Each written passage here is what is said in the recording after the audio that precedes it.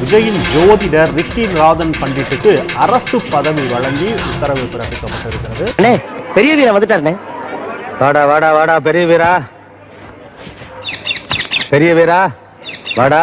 இன்னைக்கு மெட்ராஸ்ல சட்டசபை கூட்டத்துக்கு போலாமா வேண்டாமான்னு ஒரு சீட் எடுத்து குடுறா. அதுக்கு ஏதாவது கொடுத்தா தானே வரும்.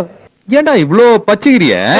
இந்த சயின்ஸ் உலகத்துல கம்ப்யூட்டர் காலத்துல இந்த ஜோஷ் எல்லாம் நம்பின்னு இருப்பேன். அவன் தான் சொல்றான உனக்கு அறிவில. எப்பந்தான் நீ எல்லாம் திருந்தா போறியோ. பஞ்சாயத்தடா முடிச்சு பாரு, நமக்காக அம்பட்டு போலும் புள்ள குட்டியோட வெயில்ல காத்து கிடக்குறாங்களே. இப்ப ஹார்ட் அட்டாக் வரும் டாக்டர் சொன்னாரா, ஓம் சுராச்சாரி நமன் சொல்லுங்க. உங்களுக்கு ஒரு மரணம் நடக்கணும்னா கூட ஓம் சுராச்சாரி நமன் சொல்லுங்க. நீ அந்த கிளி ஜோசியம் பாக்குறேன் தானே? ஆமா சார். அடிங்க விஜய், நீங்க ஜோதிடருக்கு வேலை கொடுக்கலாம், தப்பே கிடையாது. சொந்த பணத்தால ஒரு சம்பளம் கொடுத்து வேலைக்கு வச்சுக்கோங்க. மக்கள் வரி, மக்களோட பணத்துல யாருக்கு புகழ் பாட பாக்குறீங்க? ஊராம் வீட்டு நெய்யில உங்க வீட்டுக்கு ஸ்வீட் செய்யாதீங்க. நடந்ததெல்லாம் நினைச்சு பார்த்தா வாழ்க்கை ரொம்ப வெறுப்பா இருக்கு மச்சான். இந்த கண்ணாடியை பார்த்து நீயே காரி துப்பிக்கோ. இந்த ஆள் என்ன பொலிட்டிக்கல் அஃபேர்ஸ்ல பண்ண போறான்? இது நல்ல சீட்டா. இது ஐயா கிட்ட திறந்து காமிக்கலாமா? அண்ணனுக்கு வந்திருக்கிறதே. நான் எப்ப போய் சொல்லணும்? மக்கள் கிட்ட 4000 ரூபாய் இளைஞருக்கு கொடுக்க போறேன், பெண்களுக்கு 1 பவுன் கொடுக்க போறேன். இதெல்லாம் எப்ப போய் சொல்லணும்? எந்த டைமிங்ல போய் சொன்னா மக்கள் ஏமாறுவாங்க அப்படின்ட்டு ஒரு கேட்கறதுக்கு ஆள் வேணும். அது எனக்கு புரிதல் இருக்கு. அப்படி நீங்களா புரிஞ்சு தொழில பிக்கப் பண்ண பாருங்களா. சரி, 2வது, ஐயா பெரியார் படத்தை பிளீஸ் எடுத்துருங்க ஐயா. ஐயா கொள்கை தலைவர், உங்களுக்கு பெரியார் தேவையே இல்லை, அதுவும் அம்பேத்கர் வேற. ஐயோ ஐயோ ஐயோ, இப்பத்தானே நம்மால முதலமைச்சர் பதவி ஏத்திருக்காரு. அவர் பேருக்கு தான் முதலமைச்சர், பவர் பூரா எனக்கு தான். இனிமே தமிழ்நாட்டை கூறு போட்டு வித்துற மாட்டேன்.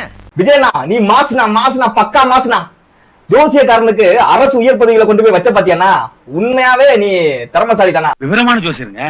போன தடவை நாம ஜெயிப்போம்னு உறுதியா அவர் கணிச்சு சொன்னதுக்கு அப்புறம் தானே நாம ஆட்சி கழிச்சு எலெக்ஷனே வச்சோம். இன்னார் கூட கூட்டணி வைக்கிறது கொள்றதுல இவரை கேட்டு தானே. அந்த ஜோசியருக்கு சம்பளம் கொடுக்கணும் அப்படிங்கிறதுக்காக அவருக்கு ஒரு உயர் பதவியை கொடுத்துட்டு அரசாங்கத்துல, அதுவும் ஓஎஸ்டின்னு சொல்றாங்க, ஆபீசர் ஆன் ஸ்பெஷல் டியூட்டி, முதலமைச்சருக்கு அட்வைஸ் பண்ற ஒரு பிரிவுல அவர் இருப்பாராம். ஏறக்குறைய சீனியர் ஐஏஎஸ் ஆபீசருக்கு ஈக்குவலான ஒரு பதவி. ஏறக்குறைய 2 to 3 லட்சம் ரூபாய் சம்பளம் மட்டுமே கிடைக்கும். இப்போ விஜயனா அவர் சொந்த காசுல இருந்து ஜோசியருக்கு காசு கொடுக்க தேவையில்ல. எது யார் வீட்டு பணத்தை யாரா பங்கு போடுறது? இப்படியே வச்சுக்கலாம். ஜோசியரே வெளியே போலாமா? வலது கலர் எடுத்து முன்னாடி வைங்க. ஜோசியரே என்ன கலர் ட்ரெஸ் போடலாம்? கருப்பு கலர் கோட் சூட் போட்டு போங்க. ஒரு 4 நாளைக்கு மட்டும் போடுங்க. இது எங்கனக்குள்ளடா அடைஞ்சு? எங்கடா அடைஞ்சு? ஏய், விலை கொடுத்து வாங்கிட்டு வந்திருக்கீங்க, போய் கழட்டி போட்டு வாடா. இந்த சனியனை முதல்ல கழட்டி வீசுறா. வேலை கிடைக்கிற வரைக்கும் இந்த கோட்டை கலட்டவே மாட்டேன். அட பாவி, வேலை கிடைக்காத காரணம் இந்த கோட்டா நடிக்கிற நாட்டம் தாடா. ஆனா ஒண்ணு, இதுக்கப்புறம் இந்த டிஎன்பிசிக்கு ட்ரை பண்றவன், படிக்கிறவன், இந்த யூபிஎஸ்சிக்கு படிக்கிறவன் எல்லாம் விட்டுட்டு எல்லாரும் போய் ஜோசியம் படிங்கடா. ஈஸியா பாரு, முதலமைச்சருக்கு அட்வைசர் ஆயிடலாம். சார், என்ன எவ்வளவு நாளும் கேவலமா பேசுங்க. இப்ப அப்படிதானே பேசுறேன். ஜோசியத்தை பழிக்காதீங்க. கட்டம் தான் எல்லாத்தையும் கணிக்குது. ஏண்டா மாட்டு பொங்கலுக்கு டெக்கரேட் பண்ண காட்டெருமமா இருந்துட்டு நீ கட்டத்தை பத்தி பேசுறியா? மிஸ்டர் ரத்தன் பண்டிட் என்பவரை அரசு வேலையில் அமர்த்தியதை ஒட்டுமொத்த தமிழக மக்கள் சார்பாக வன்மையாக இந்த வரலாற்று சிறப்பு மிக்க அவையில் நான் அதை குறிப்பிட கடமைப்பட்டிருக்கிறேன்.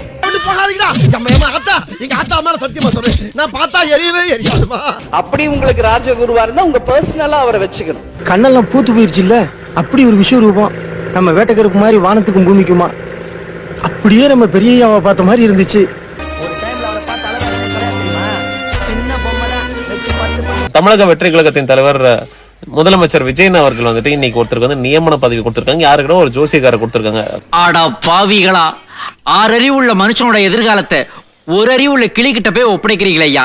அதையும் ஒரு கம்ப்யூட்டர் சென்டர் முன்னாடி உட்கார்ந்து சொல்றியே, உனக்கு வெக்கமா இல்ல? ஆனா ஒரு ஜோசியக்காருக்கு எவ்வளவு முக்கியத்துவம் கொடுக்குறாங்க பாருங்க. இந்த மாற்றம் தான் பெரும்பாலான தமிழ் மக்கள் வர வைக்கிறாங்க. இது ஒரு நல்ல ஒரு மாற்றம் தான். நாடு எங்க சார் போகுது? நாடு நாசமா போகுது. எங்க தலைவர் திரு முத்துவேல் கருணாநிதி ஸ்டாலின் அவர்கள் பார்த்து திட்டங்களை நிறைவேற்றி கொடுத்தார். அந்த திட்டங்களை எல்லாம் நீங்க தொடரணும். கலைஞர் மகளிர் உரிமை தொகை 1,31,00,000 தாய்மார்கள் காத்துட்டு இருக்காங்க.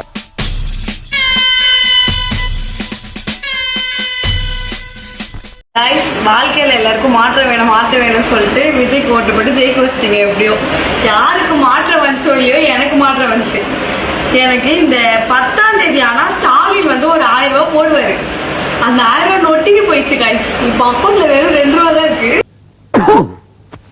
டேய் நீ நல்லா இருக்க மாட்டடா, நல்லாவே இருக்க மாட்டடா, நாசமா போனவன். திமுக அரசு கொண்டு வந்த மகளிர்களுக்கு இலவச பேருந்து வசதியை தாவேக அரசு ரத்து செய்து உள்ளது. இனிமேல் அனைவரும் பணம் கொடுத்துதான் பயணம் செய்ய வேண்டும். நீங்கள் கேட்ட மாற்றம் வந்துவிட்டது.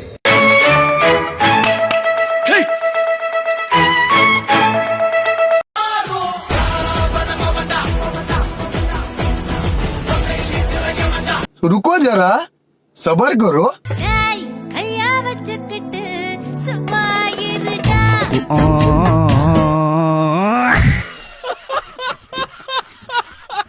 மீனவர்களோட பிரச்சனைக்கு அப்பப்ப எந்திரிச்சு கடிதம் எழுதிட்டு திரும்ப தூங்க போயிடுவார். அவ்வளவுதான், அதோட அது அப்படியே கிடக்கும். மானே தேனே பொன்மானே. இலங்கை கடற்படையினரால் சிறைப்பிடிக்கப்பட்ட மீனவர்களை விடுவிக்க கோரி முதலமைச்சர் விஜய் கடிதம் எழுதியுள்ளார். என்ன சார் சொன்னாங்க? எந்திரிச்சு கடிதம் எழுதிட்டு திரும்ப தூங்க போயிடுவார். என்ன சார் சொன்னாங்க? அவ்வளவுதான், அதோட அது அப்படியே கிடக்கும். மானே தேனே பொன்மானே அப்படின்னு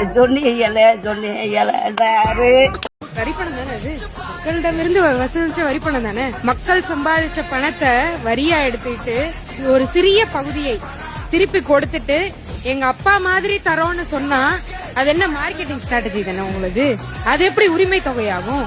அதே மாதிரி மக்கள் வரி பணத்துல நீங்க ஒரு ஸ்கீம் ஆரம்பிச்சிருக்கீங்க, தாய் மாமன் சீர் அப்படின்னு. அப்படி பார்த்தாக்கா சிஎம் விஜய் சேரன் எல்லாருக்கும் மாமாவா?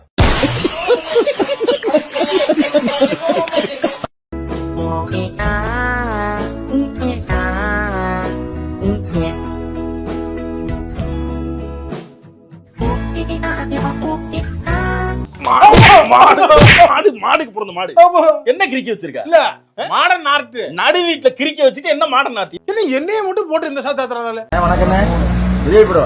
இந்த 2 நாள்ல ஒரு வீடியோ உங்க விர்ச்சுவல் வாரியர்ஸ்ல விடுவீங்க.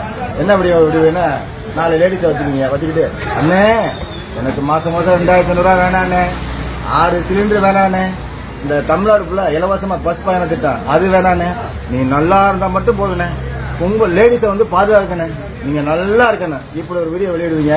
அதையும் நாங்க பார்ப்போம். அதான் நாங்களே முன்னால வெளியிட்டோம். விஜய் சார், நீங்க 2500 ரூபாய் பணம் கொடுக்கவும் வேணாம், சிலிண்டரும் வேணாம், அதெல்லாம் நாங்க சம்பாதிச்சு வாங்கிப்போம். நீங்க நிம்மதியா நல்ல ஆட்சி நடத்தினா போதும். வாய திறந்த வாயிலே எத்திய தூண் துப்பிடுவேன். இளைஞர்கள் மட்டும் இல்லாம கர்ப்பிணி பெண்கள், ஊனமுற்றவர்கள் and even the pregnant women took an oath. Yeah. Even the disabled person took an oath. Sir இவனை என்ன பண்ண சார்? செருப்ப கட்டி அடிக்கிறாங்க. இருங்க எனக்கு ரொம்ப ஆர்வமா இருக்காங்க. அவங்க கிட்ட ஒப்படைச்சோம்னா படிக்கல்லையே பொலி போடுவாங்க. வேண்டாம் இவங்களெல்லாம் வேலை விட்டு செஞ்சி அப்படிங்கிற பகுதியில 1 கோடி ரூபாய் மதிப்புள்ள 4 டன் குட்கா பொருட்களை காவல்துறை அதிகாரிகள் கைப்பற்றி அதை தீயிட்டு கொளுத்துறாங்க. ஆனா இது நடந்தது போன மாசம், அதாவது 1 மாசத்துக்கு முன்னாடி நடந்த ஒரு செய்தியை எடுத்து இப்போ இவங்களுடைய ஆட்சியில விஜய் அவங்க கையெழுத்து போட்டனாலதான் நடந்துச்சுங்கிற மாதிரி பரப்பிக்கிட்டு இருக்காங்க. எதுக்குடா இந்த மானங்கிட்ட பொழப்பு? இவன் சும்மா இருந்தாலும் சண்டால திருக்கி இவன் 4 பக்கம் சுத்தி வர்றான். இது சரி வராது. ஷூ, கருப்பு கண்ணாடி, கழுத்துல டை, கோட்டு, சூட்டு, உடம்பு மார்க்கு ஜட்டி வேற. உன்னோட இந்த பகட்டான வாழ்க்கைக்கு காரணம் நீ தஞ்சாவூர்ல வாழ வழி இல்லாம வக்கத்து நடு தெருவில் நின்னப்ப ஏன் அப்பா பாக்கெட்ல இருந்து நான் திருடி கொடுத்த அந்த 50 ரூபா நினைக்கும் போது ரொம்ப பெருமையா இருக்குடா. புதிய அரசு அவ்வளவுதான் தம்பி, போங்க தம்பி, வேலையை அட கன்றாவிய, எப்படி இந்த மனுஷன் எப்படி ஆயிட்டாரு பாத்தியா? ஸ்டார்ட் பண்ணு.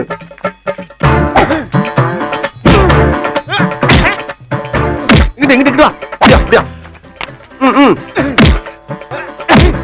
படைக்கல மண்டல மட்டும் அடிச்சிடாத, குலக்கத்தில் உள்ள போயிருவேன். சரியா? உங்க வீட்டு பிள்ளையா நினைச்சு எல்லாரும் என்னை மன்னிச்சிருக்க.